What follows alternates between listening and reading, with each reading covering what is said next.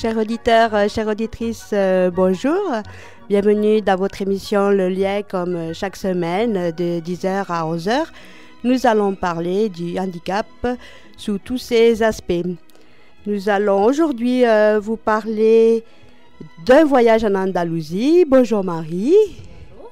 Tu reviens toute bronzée. Bronzée pas vraiment, mais ravie. Ah, très bien, tu vas nous raconter ça. Tout à fait. Bonjour Patricia.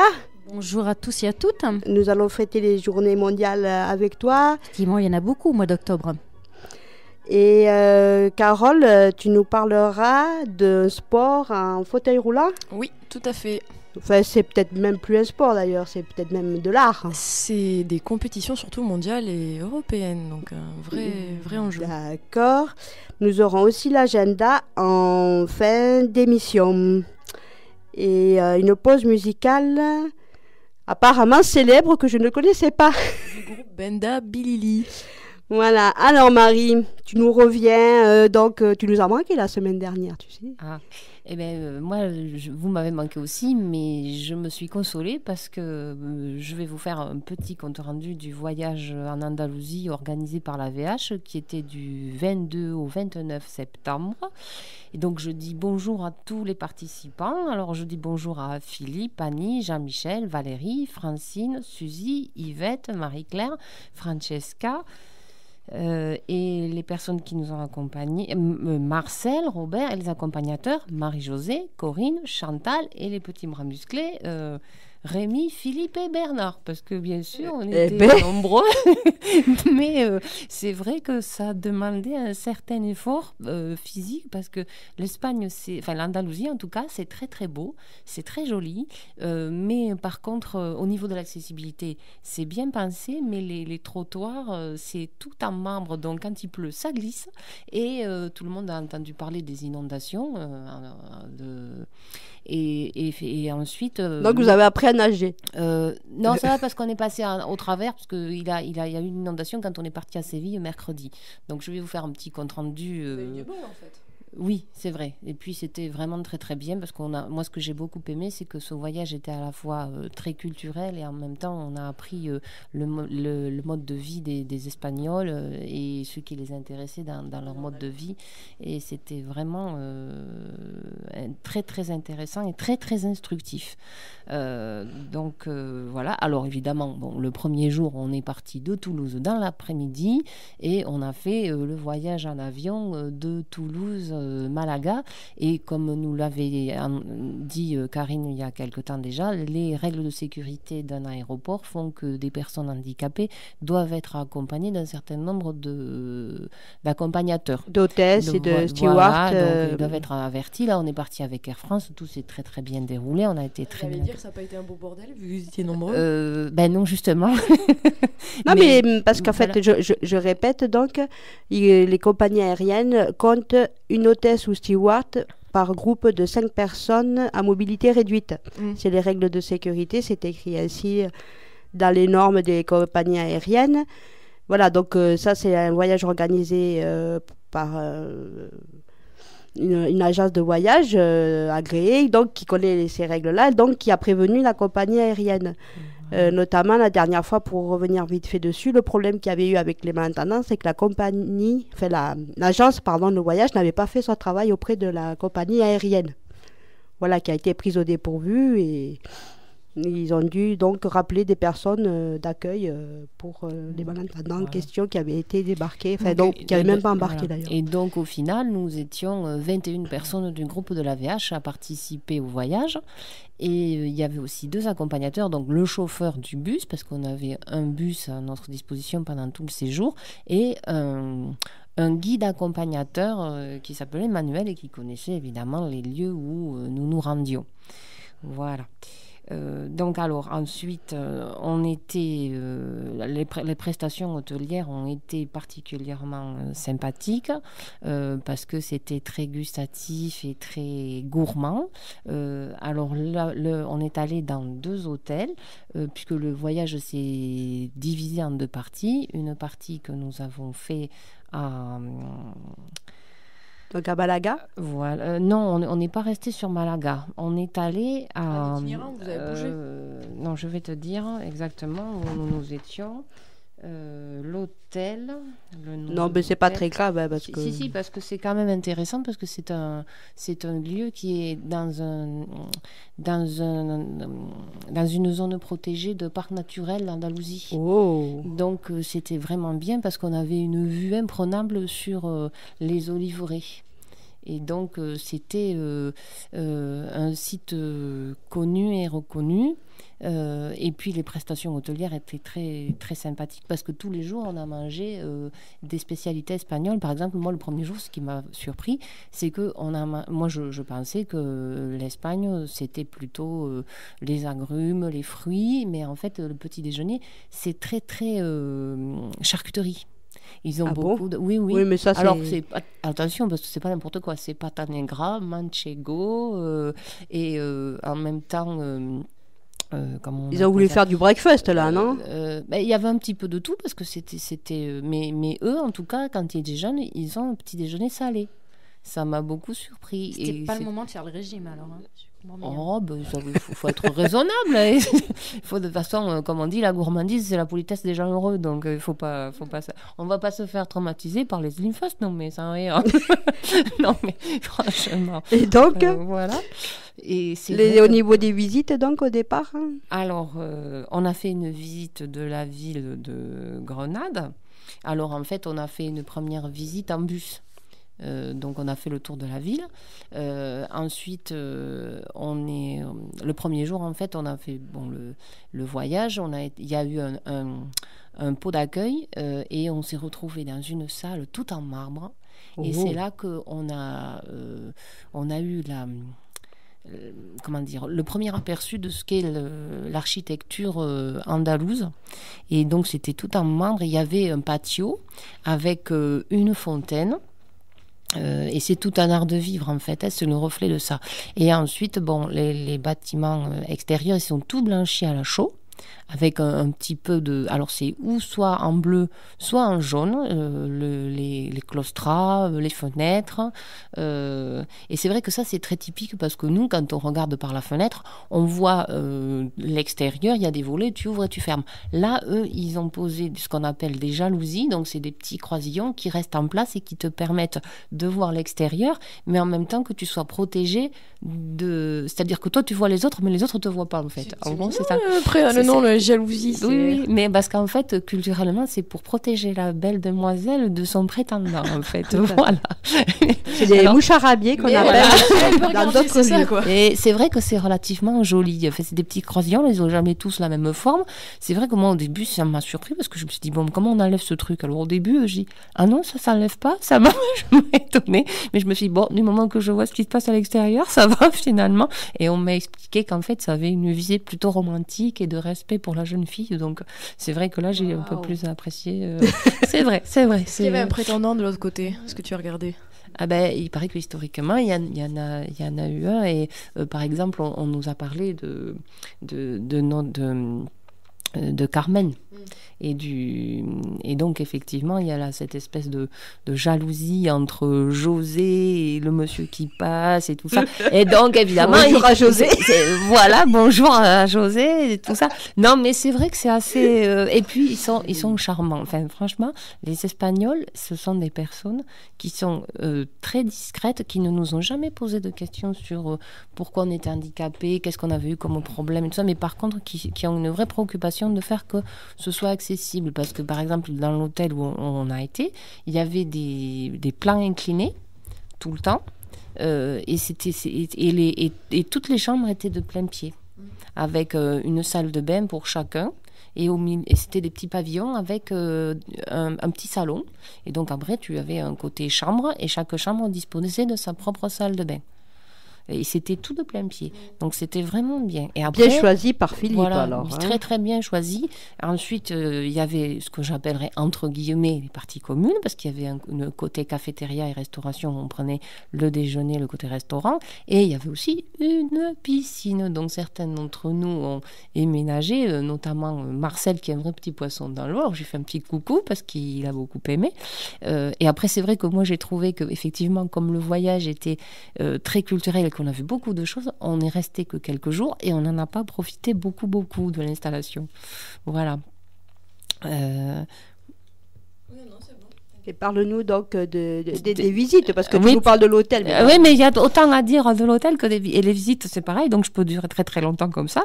Donc après, on a fait le deuxième jour, on a fait une visite de Grenade, toujours en bus avec une vue panoramique. On a vu le Généralif, alors c'est le Palais des Morts avec ses jardins, qui est inscrit au patrimoine mondial de l'UNESCO. Et puis on a fait un petit déjeuner paella. Et ensuite, dans l'après-midi, on a visité le quartier Albaicín. Et ce qui est remarquable, c'est que ce sont des rues qui sont relativement étroites, avec, ça ressemble un petit peu à comment je pourrais dire, à plein de petites boutiques avec des bazars partout, quoi. Il y avait des tissus, des cartes postales, de la faïence. Oui. Voilà. Et les premiers bâtiments que nous avons vus dans la ville de Grenade, ce sont des bâtiments officiels tels que les mairies, les palais consulaires. Et alors, chacun d'entre eux, il y a deux choses qui sont spécifiques, et ça, c'est par rapport à l'organisation administrative espagnole. Tu as des bâtiments, à chaque fois, il y a des drapeaux. Donc, tu as des drapeaux qui sont régionaux. Alors là, c'était tout le temps, évidemment, et ça c'est historique, hein, les blasons avec les blasons de la région Castille et Léon. Et ensuite, tu avais la représentation de l'équivalent de la commune. Et parfois, quand c'était des bâtiments qui étaient plus nationaux, tu avais les drapeaux de l'Europe et de l'Espagne. Donc, en fonction du drapeau que tu voyais de l'extérieur, tu savais si tu étais dans une administration régionale ou à caractère... Beaucoup de drapeaux, ils aiment les drapeaux, apparemment. Ah oui, tout le temps. Et alors, à chaque fois, il y a une statue qui représente un événement, un homme ou une personnalité emblématique. Et puis, tu as les drapeaux. Et puis, c'est tout blanchi à la chaux. Et c'est très spécifique. Et ce qui m'a marqué aussi, ça a l'air ridicule, mais ce sont les trottoirs. Ici, tout est en béton. Et, tandis que là-bas, ils ont à chaque fois des dessins marqués avec du marbre, essentiellement, ou de la pierre, ou des pavés. Alors, quand ce sont des quartiers historiques, ce sont des pavés en cailloux. Sinon, après, tu as du marbre. Et puis, ils ont des petits croisillons. Et aucun dessin n'est le même. Et donc, ils se servent de la couleur de la pierre pour faire un dessin, et souvent géométrique. Alors, pourquoi ? Parce que, évidemment, il faut savoir quand même que l'Andalousie, historiquement, ça a été occupé pendant près de 900 ans par les Maures. Et que eux, ils n'ont... de par leur culture, ils ne font jamais de représentation figurative. Ils n'ont pas le droit. Donc, à chaque fois, ils ont ça leur a donné cette technique et cette originalité. Et donc, après, ça se voit au niveau culturel, parce qu'ils ont quand même occupé les lieux pendant 900 ans. Donc, c'est vrai que ça marque. Moi, je pense que c'est... Et il y a aussi une autre spécificité que nous avons vue et que j'ai compris quand on a visité la cathédrale de Séville. On est allé aussi à l'Alhambra. Alors, je ne dis pas quel jour de la semaine, parce que c'est un petit peu compliqué. C'est un assemblage de beaucoup de choses. Alors, pourquoi ? Parce qu'en fait, quand tu te retrouves dans ce lieu, dans cette cathédrale, c'est impressionnant parce qu'il y a un mélange de style et de matière. Et par contre, il y a des choses qui se retrouvent. C'est-à-dire que quand tu regardes un mur, en bas, tu as toujours à peu près 1 mètre, 1,50 m de céramique, avec beaucoup de couleurs. En général, c'est du bleu, du blanc, du jaune et du vert. Alors, on a demandé s'il y avait une spécificité à ces couleurs-là, s'il y avait une symbolique, et on nous a dit que non. que le but des patios et de l'habitation, c'était une représentation du paradis. Et alors, le paradis, c'est un jardin. Donc, pourquoi ? Alors, c'est pour ça qu'on a toujours un patio avec une fontaine, un cours d'eau et quelques orangers ou de la myrte ou des fleurs, des choses comme ça. Et ensuite, ce qu'il y a de spécifique aussi, c'est que les fontaines, chaque fois, elles sont au sol. Il n'y a jamais de pied. Parce que nous, quand on représente une fontaine, on fait toujours... enfin, il y a une sculpture et le jet d'eau, c'est en hauteur. Et en fait, c'est parce qu'effectivement, les morts, ils s'asseyaient par terre. Donc, il fallait qu'ils touchent l'eau ou qu'ils arrivent à se rafraîchir par le sol. Et c'est pour ça que quand on a visité la cour des Lions à l'Alhambra, on nous a dit là ça a été restauré, mais ça pas au départ c'est une fontaine qu'il faut imaginer au sol et pas avec un pied. Donc c'est vrai que et après au niveau de la restitution, la guide nous a expliqué qu'ils avaient mis du marbre partout, mais qu'au départ c'était avec des plantes. Voilà. Alors, en 2 minutes, tu vas nous finir le voyage. C'est passionnant. Mais... Alors, oui, voilà. Alors, après, il y a tellement... Alors, ensuite, on a visité une oliveraie. On a visité une bodega. Et alors, une bodega, c'est une cave, en fait. On en a fait 2. Il y avait celle de Montilla et celle qui est très connue, de Tillo Pepe. Oui. Alors, cave à vin. L'Andalousie, c'est de l'huile d'olive. Et d'ailleurs, il y a aussi une oliveraie qu'on a visitée, qui était l'oliveraie de Núñez de Prado. Et alors, à chaque fois, c'était avec des dégustations. Et on nous a reçus vraiment comme des princes. Oh, c'était très gourmand. Et en plus, on a eu aussi, ça j'en parle aussi, on a visité un cortiron. Et on a été reçus par une personne qui fait de l'élevage de taureaux. Et on nous a parlé de la corrida, de la symbolique de la corrida, mais aussi de tout ce qui représente l'élevage de taureaux. Et on va pas faire de débat. Ah non, mais non, justement, moi j'étais très contente de rencontrer cette personne parce que c'est pas comme ici, côté pour ou contre la corrida. Là, c'est un monsieur qui aime ces taureaux, qui élève les animaux et qui te dit ce qui se passe parce que bon, là, il y a une polémique en France en disant on est pro ou anti corrida. Tandis que le monsieur nous a bien expliqué que quand eux, le but c'est d'élever des taureaux qui vont effectivement aller au combat, mais que déjà sur un lot d'insémination, il va y avoir à peu près que 30% de taureaux qui vont vraiment taurer. Pourquoi ? Parce que déjà dans le champ, ils vont se battre entre eux et ils vont se faire mal, ils vont se casser les cornes, ils vont se casser les pattes et tout seul. C'est-à-dire que sans intervention humaine, ça se fait. Donc effectivement, il dit on va pas laisser souffrir le taureau pour le laisser souffrir. Donc sélectionné alors. Pas seulement. Après, évidemment, il y a une sélection par gène, alors ils regardent la combativité et aussi il y a aussi une idée de robe de taureau parce que la norme c'est le noir. Et eux après, si c'est un taureau qui est brun, parce que ça peut arriver, ils regardent qu'ils sont beaucoup plus exigeants sur le côté combatif. Voilà.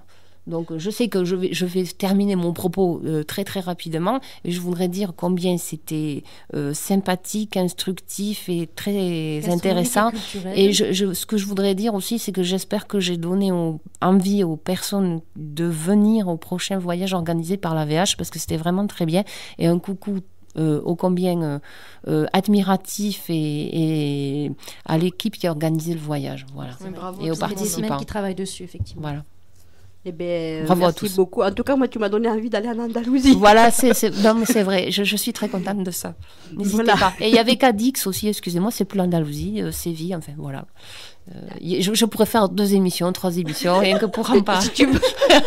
Il n'y a pas de souci. Mercredi prochain, tu nous parles de Séville, si tu veux. On verra. Voilà. Enfin, honnêtement, oui, venez, voyagez, rencontrez des personnes et apprenez les civilisations. Apprendre à se connaître aussi dans l'équipe. Voilà. Parce que moi, je sais que j'avais pas mal d'a priori sur certaines choses et honnêtement, quand j'ai rencontré des personnes qui y travaillent vraiment, je dis voilà, finalement, c'est pas du tout ce qu'on imagine. Ah ben c'est sûr que il n'y a rien de mieux que d'aller sur place, n'est-ce pas? Voilà. Bon, maintenant, on va peut-être passer à l'actualité et je vais laisser la parole à mes camarades. C'est bien aimable de passer aux autres. Je suis sûre que Patricia appréciera, n'est-ce pas? Non, c'était très intéressant. Moi, j'aurais pu l'écouter toute une heure. Hein. Ah bon? Eh bien, écoute, on refera un petit topo sur Séville, si Marie nous fait pas trop de bruit dans le métro avec ses feuilles. Merci Marie. La prochaine fois, je viens avec des photos. Désolée les auditeurs, on fera la description, on vous oublie pas. Pour prolonger le voyage. Oui, non, mais on peut refaire Séville, il n'y a pas de problème. On va organiser un vote pour ça. Donc, journée mondiale de la vue, Patricia. Oui, comme on l'a dit au début de l'émission, au mois d'octobre, il y a beaucoup de journées mondiales. Journée mondiale de la vue, pardon. Journée mondiale du handicap. Journée nationale des non-voyants malvoyants. Il y a aussi d'autres journées, comme la journée des 10, c'est-à-dire dysphasie. Voilà, et on en parlera tout au long de l'année, effectivement, en fonction du calendrier. Il y a la journée aussi de l'accessibilité, qui est le 20 octobre, dont on vous parlera aussi. Enfin, de la canne blanche, du braille. Oui, et donc Patricia a eu cette merveilleuse idée, je trouve, de vous faire partager ces journées, et c'est un peu pour promouvoir, en fait, ces journées, en fait, c'est pas juste pour dire c'est la journée de ceci ou de cela. En fait, ça implique les médias d'en parler et ça implique aussi des organismes ou des associations à faire des démonstrations malheureusement, au grand public, quoi. Oui, à la base, une journée mondiale, c'était dans le but de sensibiliser par rapport à un cas particulier ou une maladie ou une situation ou par rapport contre la violence. Et ça s'est un peu banalisé, malheureusement. Donc, justement, je vais quand même vous parler de la journée mondiale de la vue qui se déroule le 8 octobre.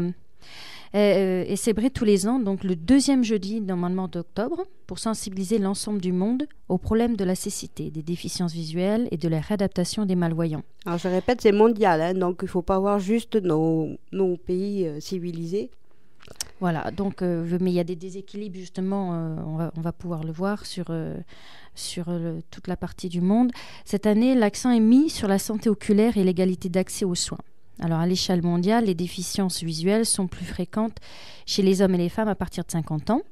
La plupart des atteintes de l'œil dans cette tranche d'âge peuvent être facilement traitées, telle la cataracte, mais dans certaines parties du monde, les femmes et les hommes ne bénéficient toujours pas de services d'ophtalmologie sur un pied d'égalité, c'est ce qu'on parlait justement. Tous les partenaires participant à la prévention des déficiences visuelles et aux soins permettant de recouvrer la vue participent à la Journée mondiale de la vue. Cette journée est aussi la principale action de plaidoyer en faveur de la prévention de la cécité et de Vision 2020, le droit à la vue. Initiative mondiale prise par l'OMS et l'Organisation mondiale contre la cécité pour prévenir la cécité. Alors, qu'est-ce que Vision 2020 ? Alors, Vision 2020, le droit à la vue, est une initiative mondiale qui vise à éliminer la cécité évitable. Je précise bien évitable, c'est-à-dire que qu'il y a des gens qui deviennent non-voyants alors qu'ils auraient pu être soignés en partant d'une maladie ou simplement parce qu'ils n'ont pas eu droit aux accès, ils n'ont pas eu à l'accès pour se soigner. Ben, tout simplement, il y a un des premiers phénomènes, je pense que tu l'as peut-être dans tes papiers, Patricia, je pense que c'est la malnutrition. Hein. Voilà, ben justement, dans les pays qui ne sont pas encore bien développés, surtout en Afrique, où le soin pour les yeux ou même pour le reste au niveau de santé n'est que pour une petite partie de la population, et effectivement ceux qui ne peuvent pas accéder à ces soins sont ceux qui sont déjà pauvres et donc automatiquement ils vivent avec ce problème qui s'amplifie au cours des années et qui finit par soit être non-voyants ou malvoyants. Ils n'ont pas accès, ne serait-ce que même pour une paire de lunettes à leur vue. Tout à fait. Voilà. Il y a aussi une question de conditions de vie. Hein. Il y a ça aussi. Les conditions d'hygiène et tout ça. Bah, tout à fait. Oui. Voilà. Moi, justement, j'ai lu les chiffres. Je ne sais pas si Patricia les a, mais j'étais un petit peu effarée quand j'ai vu que 3/4 des Indiens qui souffraient de malvoyance ou de cécité auraient pu être soignés s'ils ne vivaient pas sur le trottoir, effectivement, et mal nourris, quoi. Eh bien, j'ai justement un chiffre. Jusqu'à 80% des cas de cécité sont évitables. Oui, c'est ça. Ouais. Hein, Les 3 quarts. Soit qu'il résulte d'une infection évitable à 20%, soit qu'il soit d'une guérissable à 60%. C'est-à-dire guérissable, c'est-à-dire que pris en compte au début ou de la maladie ou de l'accident pour éviter le pire, quoi. Oui. Le fatal, c'est-à-dire de perdre la vue. Et donc l'OMS... Donc ils ont une grande ambition, hein, parce que j'espère que c'est pas utopique, mais en 2020, ils espèrent diminuer fortement justement ce pourcentage par rapport en faisant des actions de sensibilisation, en essayant de faciliter des programmes dans certains pays. Alors, je précise qu'il y a certains pays où c'est difficile, hein, parce qu'il n'y a pas forcément des accords, où le pays est fermé à toute ouverture, parce que bon, ils se protègent aussi, certains pays, par rapport aux ONG. Par rapport... Alors, une ONG locale, mais il y en a certaines ONG qui ont du mal à s'installer, puisque bon, il faut quand même passer par le gouvernement en place. Alors, des fois, il y a des pays, c'est un peu la crise, des fois, c'est un peu le conflit, on va dire. Voilà, tout simplement, les conflits. Hein. Donc, ça risque d'être un gros dossier, une grosse ambition, voilà, en espérant qu'ils arrivent à aboutir sur quelque chose. Voilà. Ils se sont donné cette date 2020 pour voir un peu. Donc on fera le point si on a des. Bon, on aura sûrement des informations. Des informations, oui. Comment ça évolue, et on vous tiendra au courant.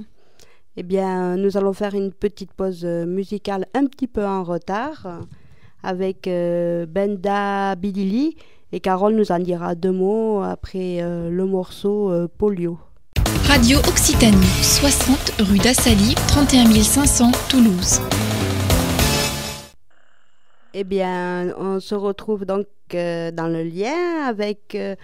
vous venez d'écouter Benda Bilili, et Carole va peut-être nous en dire 2 mots, vite fait. Ceux qui ne connaissent pas, en fait, Benda Je Bilili... ne connaissais pas. Oui, tu étais la seule autour de la table. Pas de chance. C'était un groupe du Congo-Kinshasa. En fait, ce sont des personnes qui sont donc en fauteuil, parmi les personnes qui jouent, d'autres qui sont avec des béquilles. D'où notre sélection, évidemment. D'où la sélection qui a tout à fait du sens. Et en fait, ce sont des personnes qui vivent dans le ghetto, donc au Congo, et qui ont customisé un peu leur fauteuil façon Mad Max, pour ceux qui ont vu le film. Et qui, en fait, ont créé des instruments avec des objets dans la rue. Notamment, il y a un jeune prodige qui joue du luth électrique avec une corde, un luth électrique à corde, pardon. Il a inventé et construit lui-même l'objet avec une boîte à conserve, et en fait, ça donne un son extraordinaire. Il faut savoir que par rapport à ce que vous avez entendu, les 3 quarts des instruments sont des instruments qu'ils ont créés, fabriqués, arrangés eux-mêmes. Apparemment, ils ont été célèbres en 2009. Ils ont fait le festival de Cannes, j'ai vu ça. Oui, ils sont produits partout dans le monde, parce que ils ont déjà une qualité en termes de musique qui est reconnue mondialement. Ils se produisent partout. Ils sont venus en France, je crois pas. Mitch disait l'année dernière, je crois, je me rappelle plus, au Rio Loco. Et en fait, Benda Bilili en français, ça veut dire au-delà des apparences. Voilà, c'était surtout ça qu'il fallait dire. Merci, Karine. J'allais le dire. Exactement. Et donc, voilà, et bien, je pense que si on a le temps, on écoutera un autre petit morceau dans l'émission. Et donc, Carole, tu nous as changé un peu notre conduite d'émission, alors dis-nous, parce que là, je suis un peu perdue. Alors, Marie va nous parler très rapidement du patrimoine et handicap. Mais tu fais ça bien, Carole, je crois que je vais prendre ma retraite. Tout simplement pour dire que oui, c'est bien d'aller à l'étranger, mais il y a des très très belles choses aussi en France, et notamment, alors je vais vous parler d'une récompense de 50 000 € qui est attribuée par le ministère de la Culture et de la Communication, et qui permet aux musées de permettre l'accessibilité des personnes handicapées. Mais quand on parle de l'accessibilité, c'est pour tous les handicaps. Donc cette année, pour l'année 2012, il y a eu plusieurs participants, et dont 3 initiatives qui ont été labellisées Tourisme et Handicap. Donc, vous pouvez vous rendre au musée de la lutherie et de l'archetterie française à Mirecourt dans la Lorraine, ou au pont transborder de Rochefort-Échillé en Poitou-Charentes, au palais du Thau à Reims, en Champagne-Ardenne, au musée départemental de préhistoire de Solutré en Bourgogne et au musée du Quai Branly à Paris, à l'Île-de-France. Voilà. Oui. On essaie, Et on va essayer comme ça de faire des petits tours de France pour des lieux que les gens aimeraient bien visiter pendant leur congé ou pendant leur voyage, quoi. Je crois que Patricia a une petite idée des châteaux de la Loire qui se préparent. On va faire des recherches. Je termine mon propos en disant que ces 50 000 €, c'est pour permettre au musée de faire les travaux de bâti et de construction, parce qu'après, ce sont les seuls qui sont tenus à mettre en place la loi d'accessibilité de 2015 dont on a parlé la semaine dernière. Donc c'est pour les aider. Voilà. Et est-ce que l'objectif sera atteint ? Eh ben, on espère que oui, parce que là, ça prouve que quand on veut faire les choses, on peut. Donc merci. Surtout avec de l'argent. Voilà, mais aussi une volonté, parce que ça, quand on parle de patrimoine et de culture, ben ça entraîne aussi des contraintes de plusieurs ministères il y a la construction, mais il y a aussi les expositions dont il faut tenir compte. Donc ça fait intervenir beaucoup de gens. Il y a des mécènes de plus en plus. Hein. Oui. Ben, tant mieux. Et puis comme ça, au moins, ça permet à tout le monde d'avoir un accès à la culture. Je redonne la parole à Patricia qui a des choses à vous dire. Oui, non, mais effectivement, je voulais faire le portrait de la semaine sur Marco, alias Sigmark. C'est un chanteur de rap hip-hop. Il est sourd et malentendant. Alors effectivement, non, ce n'est pas une blague, c'est vraiment sérieux.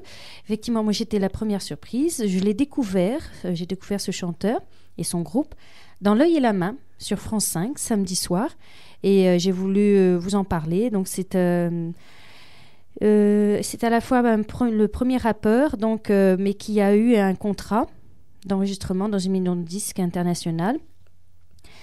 Change le monde avec son rap en langue des signes et ses prestations scéniques, notamment au Washington Square Park de New York.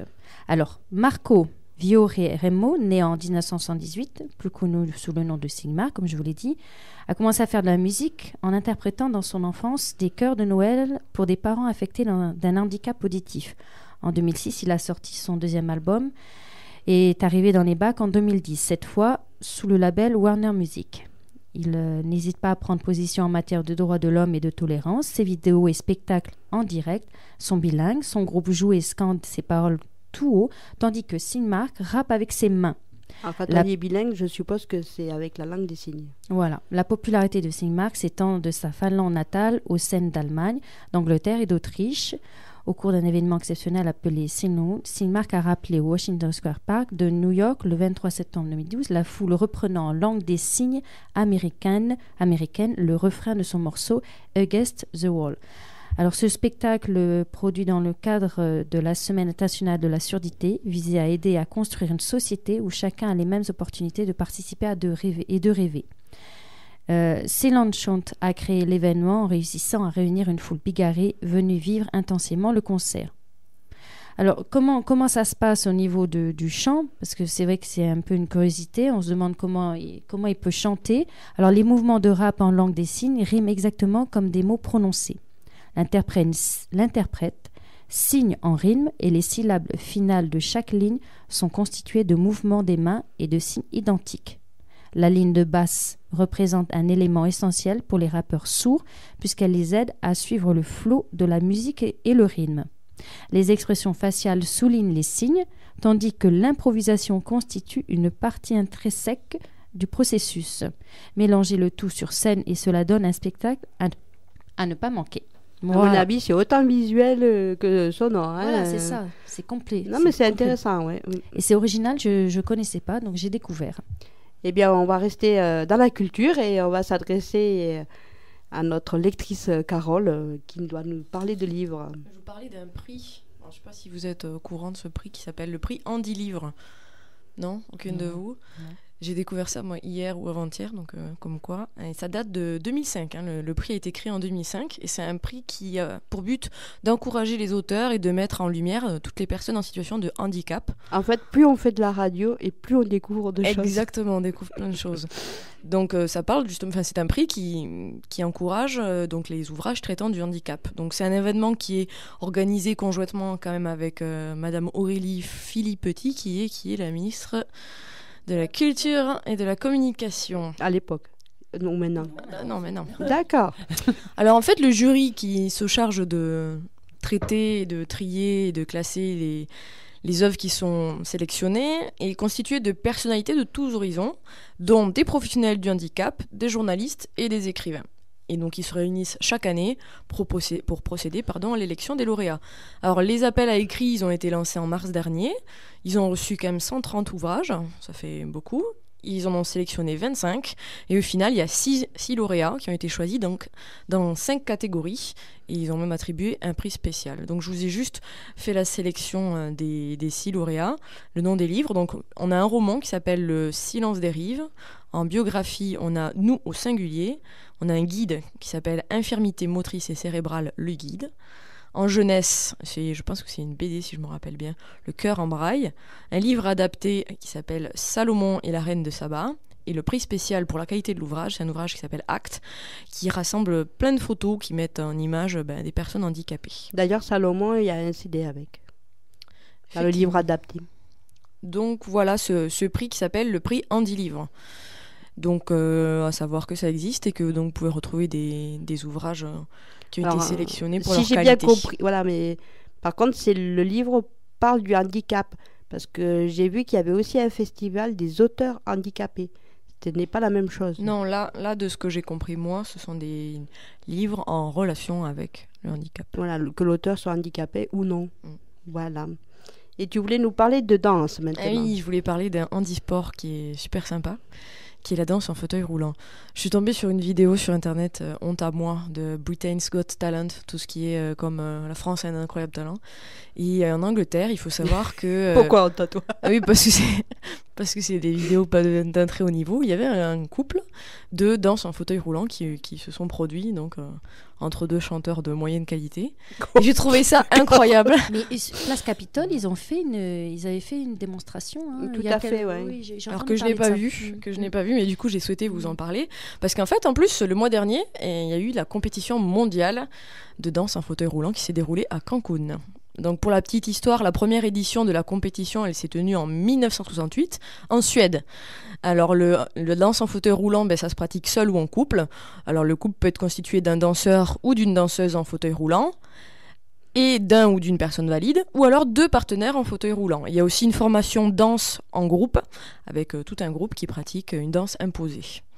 Alors pour ce qui est des compétitions, comme je vous disais, on a donc une compétition mondiale et une compétition européenne. Et donc en fait, pour la petite histoire, la vidéo en question, j'ai fait mes recherches et j'ai vu qu'en Angleterre, ils n'avaient personne pour représenter l'Angleterre il y a quelques années.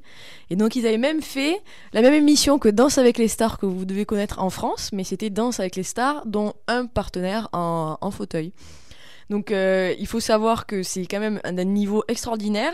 Les danses, il y a différentes danses qui peuvent être pratiquées. Les danses de salon, c'est tout ce qui est valse anglaise, viennoise, le tango, quick-step, etc. Et les danses latino, donc c'est tout ce qui est samba, cha-cha, rumba. Et écoutez, c'est d'une technicité pour les personnes qui sont en chaise, parce que déjà il faut tenir les roues, savoir freiner au bon moment, arrêter les mouvements. Être en équilibre aussi. Être en équilibre. Le partenaire, la personne valide, elle a un jeu de jambes approprié pour pouvoir tenir, parce qu'ils sont tout le temps en lien, ils se tiennent par la main. Il faut être bien synchro, quoi. C'est d'une synchronicité extraordinaire. Et en fait, les jurés, ils se prononcent sur un certain nombre de critères qui sont aussi des belles valeurs, je trouve. C'est tout ce qui est la qualité de la relation avec le partenaire, le professionnalisme, l'atmosphère qui est dégagée par le couple, l'élégance, les postures, la gestion de l'espace. J'ai trouvé ça génial. Pour l'heure, la danse en fauteuil roulant, c'est pas un sport paralympique, mais c'est quand même le comité international paralympique qui préside les compétitions en championnats mondiaux et européens. Donc peut-être que ça, voilà. Exactement. Ce serait bien en tout cas. Je trouve encore plus visuellement, c'est magnifique. C'est tout à fait charmant. Il y a une vraie émotion. Il y a un vrai. J'ai vu des couples qui étaient d'une sensualité, qui avaient un panache, c'était extraordinaire. On oublie justement le côté handicap. Ah mais complètement. Dans l'harmonie, dans le. Complètement, que ce soit un homme ou une femme, la personne qui est en chaise, elle véhicule avec tout le haut de son corps et même la chaise qu'elle va faire bouger dans un sens ou dans l'autre. Elle communique réellement avec son partenaire, elle dégage une sensualité. Des fois, il y a l'aspect séduction, il y a l'aspect fun aussi. Des fois, ils s'éclatent, ils commencent à faire des chorés où le partenaire monte sur les genoux de l'autre. Enfin bon, il y a tout un aspect fun et superbe. Moi, j'ai trouvé ça, c'est mon coup de cœur de la semaine. On le fait des sent- coups de on gueule, le mais là, c'est le coup de cœur. On le sent bien là, t'es à fond là. Hein. Voilà, j'ai fini ma petite histoire. Elle cherche donc un partenaire peut-être Oui, pour danser. Pourquoi pas, ça pourrait être une bonne idée. Faudrait que Ah je sache bon danser d'abord, mais bon. Parce que la rumba et compagnie, c'est pas aisé quand même. Hein. Faut savoir maîtriser les pas. Ah oui, donc il va falloir que tu te mettes au cours de D'abord, danse j'apprends à danser, puis après, je pour cherche un valide, partenaire. et Ah après oui. tu... Oui, tout à fait. D'accord. La petite annonce est faite. Carole est une très belle jeune fille. Hein, Oui, vous- bien sûr. Adriana Carambeu, tant qu'on y est. Pardon? J'ai dit Adriana Carambeu, tant qu'on y est. Elle te ressemble, elle te ressemble. Oui, bien sûr. Ou pas. Juste la couleur des cheveux. C'est déjà ça. Elle a encore du travail hein, Chirurgie, relooking express. pour ressembler à Carole. Elle a pris les lunettes déjà d'Adriana Carambeu. Elle est morte On de... va changer. Bon, mais de puisque sujet. tu veux un partenaire sur fauteuil, je vais donc te faire réécouter un petit morceau de nos Benda. Congolais, de Benda Bilili. Peut-être qu'il y en a un des jeunes hommes qui pourrait faire ton affaire. Ils sont pas à côté quand même, mais bon. Bon, eh bien... Mitch dit si bon, Mitch- pourquoi pas. Hein. Si Mitch à la technique est d'accord, eh bien on va écouter un autre petit morceau. Vous êtes de plus en plus nombreux à nous écouter. Merci. Eh bien, encore un petit peu de soleil du Congo. Alors, Carole, t'as fait ton choix de prétendant? Non, j'ai pas fait mon choix, mais je voulais rappeler, en fait, je voulais corriger une petite erreur que j'ai dite. Ils ont été connus au début parce qu'ils avaient créé et réalisé leur instrument de musique eux-mêmes. Il faut savoir que maintenant, vu qu'ils sont quand même pas mal connus, ils ont aussi du matériel de professionnel, il n'y a pas de souci. Mais vas-y, va prendre la danse de salon. En plus, ils sont riches maintenant. Et ils font pas de la danse de salon, je sais pas si t'as entendu, mais les rythmes, c'est pas pour faire de la rumba. Ah, pardon. Tu peux essayer, mais ça va pas donner grand-chose à mon avis. Bon, ben, Bon, d'accord. on leur souhaite de continuer en tout cas et beaucoup de succès parce que c'est un son très sympa. Mais tout à fait. Eh bien, je vais, moi, commencer l'agenda avec notre répertoire. Décidément, émission très culturelle aujourd'hui. C'est pour vous parler en tout cas de l'opéra. N'oubliez pas d'aller donc à l'opéra ce soir, puisque c'est 19h30, la première représentation de la saison en audio-description avec Rienzi de Wagner. Alors, je suppose qu'il y a des gens qui se sont inscrits. Peut-être directement, mais Ghislaine m'a signalé qu'il n'y avait pas beaucoup d'amateurs. Alors, est-ce que l'opéra en audio-description perdrait de l'audience sur Toulouse Qui y a pas plus. Alors, on espère que ce soit effectivement cet opéra-là qui n'a pas trop de succès. Mais c'est vrai que peut-être qu'après la fièvre de la découverte de l'opéra en audio-description, ça perd peut-être un petit peu de public, ce qui est dommage parce qu'il ne faudrait pas que l'on perde ces avantages-là. C'était un petit appel, voilà. Donc, inscrivez-vous si vous voulez voir l'opéra. Surtout que quand même, c'est des prix vraiment abordables, hein, dans les 30 €, 33,60 €. Et parce qu'à Paris, c'est beaucoup plus cher. Mais c'est à l'année ou... C'est le spectacle à 33, c'est pour un spectacle. D'accord. Mais c'est quand même un c'est opéra, très- c'est-à-dire ça dure c'est- 3 heures. Ça reste très modique. Ouais. Voilà. Et si tu vas à Chaillot, tu peux monter jusqu'à des prix 70 à 80 €, quoi. Voilà. Donc, voilà. Bon, en même temps, le théâtre de Chaillot, c'est le théâtre de Chaillot à Paris, avec vue sur la Tour Eiffel. Pas comparable. C'est pas comparable. Mais notre théâtre du Il est très, Capitole très bien. est très, très joli. Voilà. Hein, très reconnu. Voilà. Alors, évidemment, c'est un peu tard pour vous le dire, mais il y a un forum de l'emploi. Cela dit, quand on cherche du travail, il faut qu'on soit disponible et partir tout de suite. Alors, faites votre valise, partez place de la Concorde à Paris. C'est un peu loin. Oui, c'est vrai, mais bon, ben voilà. Le 4 et le 5, c'est-à-dire demain et après-demain, de 9h à 18h, il y a un pavillon du handicap, qui est donc le stand A212. Et donc, c'est un forum de l'emploi, et vous trouverez donc à ce stand l'association Tremplin, qui pourra vous mettre en relation sûrement sur ce forum, parce qu'il y a plus de 2000 DRH quand même, ce qui n'est pas rien, issus de 500 entreprises et collectivités. Donc évidemment, c'est un forum national. Donc peut-être en allant à Paris, vous retrouverez du boulot sur Toulouse. Je sais, c'est un peu compliqué, mais c'est comme ça. Carole, tu n'es toujours pas partie? C'est-à-dire que j'aime pas trop l'avion et là il faudrait que je prenne l'avion pour y arriver rapidement. Ah, Alors d'accord. que je me téléporte mais je n'ai pas encore acquis ce pouvoir. Ah, mais il faut que tu travailles encore un Je petit vais peu. essayer de m'inscrire chez les X-Men. Ce sera plus facile. Ok. X-Woman peut-être. X-Woman. X-Woman. X-Woman. Et elle dit... Avec l'accent, oui. Oui, effectivement. Merci. J'avais pas compris. Je suis un peu fatiguée. Non, parce qu'il faut vous dire qu'avec Carole, maintenant, nous préparons les émissions de radio en anglais. C'est vrai qu'on fait... Pardon pour l'accent. Karine m'écrit les commentaires en anglais et je réponds en anglais, on s'entraîne. Oui, c'est... Non, mais ça, c'est pour... Hi everybody. C'est dans l'objectif de faire des reportages C'est à travers le monde. C'est international, notre émission. Est-ce que j'aurais pris un petit accent ibérique dans la semaine? Je sais Tu pas. parlais bien, t'as un bon accent quand tu nous as raconté l'Andalousie. Je suis assez fière de toi. Ouais. Tu veux pas nous faire une petite phrase Hasta luego. Oh, magnifique. Voilà. Mais elle est forte. Bravo Marie. Donc n'oubliez pas par contre, ce week-end, très important, ce n'est pas la place de la Concorde, ce n'est que notre petite place du Capitole. Que dis-je petite, mais n'est-ce pas prestigieuse.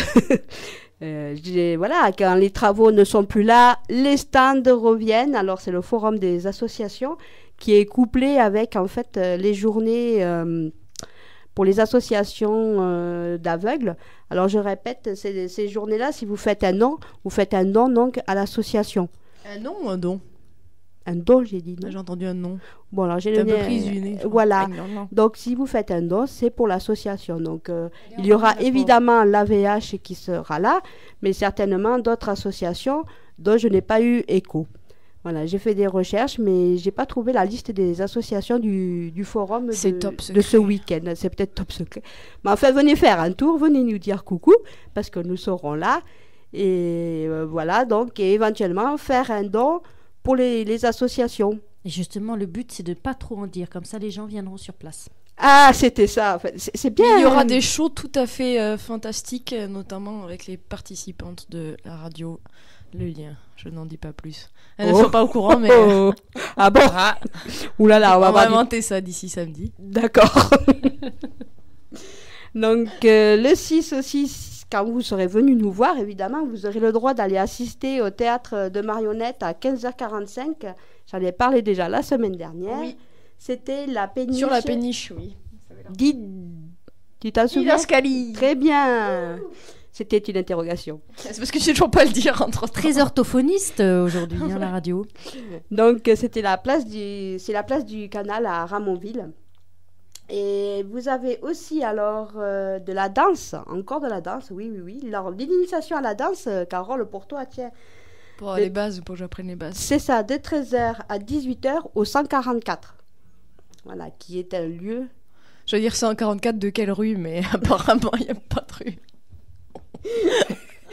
Je n'ai pas pris les coordonnées, figure-toi, là, je n'ai pas devant moi. Donc, après, je vous dis aussi qu'il y a une rediffusion, enfin, pas une rediffusion, l'opéra sera rejoué à 15h le dimanche 14.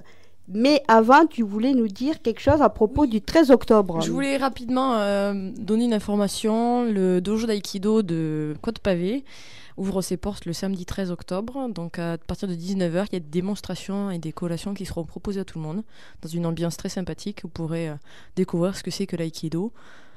Et toutes les personnes peuvent venir, il n'y a pas de souci. Ouverture à tout le monde, enfants, Entrée libre. adultes, entrée libre.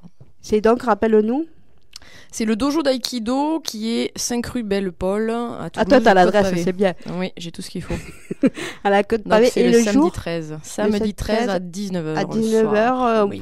vous avez un apéro gratuit, c'est Oui. un bon plan, voilà. Il y a des démonstrations de gens qui vont vous expliquer, vous montrer comment ça se passe. Et alors, est-ce que ces gens-là accepteraient, par exemple, des non-voyants? Je sais qu'il y en a eu, on en parlait la semaine dernière, il y avait même eu une personne qui pratiquait sans bras. Après, je pense que les personnes peuvent venir se renseigner déjà et puis après être relayées. Et... En tout cas, tu nous confirmes que c'est ouvert. C'est ouvert à tout le monde pour l'événement, donc pour la fête en question, la fête du dojo qui est la fête annuelle. Donc généralement il y a beaucoup de monde, déjà des personnes qui pratiquent, puis des personnes qui viennent voir, qui disent comment ça se passe. Exactement, bien. qui pratiqueront après. Donc, si vous voulez faire de l'aïkido, il faut y Samedi aller. 13 à 19h. Eh bien, merci Carole, et puis on vous dit à la semaine prochaine. Je voulais juste pour Christian oui. Bach du comité que les gens connaissent peut-être. Voilà, il a eu un accident samedi. Il est en convalescence chez lui. Il n'est pas à l'hôpital. Bon, c'est pas gravissime, mais on pense à lui et on espère qu'il revienne très vite et qu'il se soigne. Gros bisous, Merci Christian. Patricia. À bientôt. Au revoir. Et bonne semaine à merci. tous.